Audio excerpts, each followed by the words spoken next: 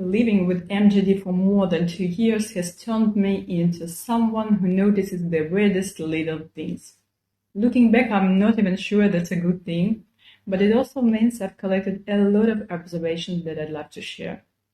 Before my dry eye problem started, I had absolutely no idea there was a lipid layer on the surface of our eyes. Then I discovered that if the light hits your eyes at just the right angle, you can actually see it. For more than a year, I had a mirror in exactly the right place where sunlight came in from the side. And because I can still see really well up close, I kept running back to that mirror throughout the day to see what was happening. I could actually watch the lipid layer moving after I blinked. Sometimes it was barely visible, sometimes it looked dim, and sometimes it looked like a tiny rainbow floating across my eyes. I honestly couldn't believe I'd lived for 40 years without knowing that was happening every single day.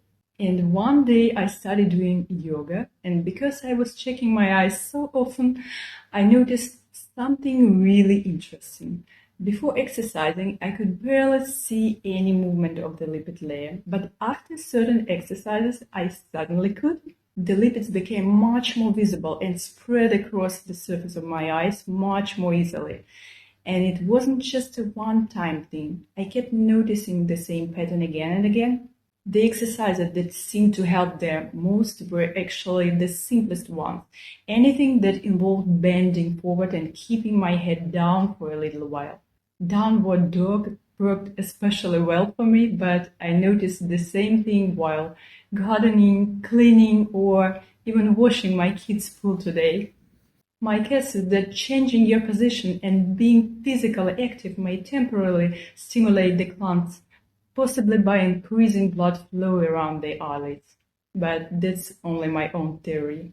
What I do know is that I saw the same pattern over and over again. This definitely isn't a treatment for MGD, and it's not going to solve the underlying problem.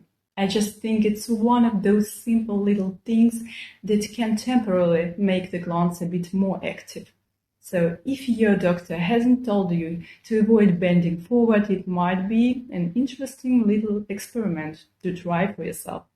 And if you do, I'd love to know whether you notice the same thing.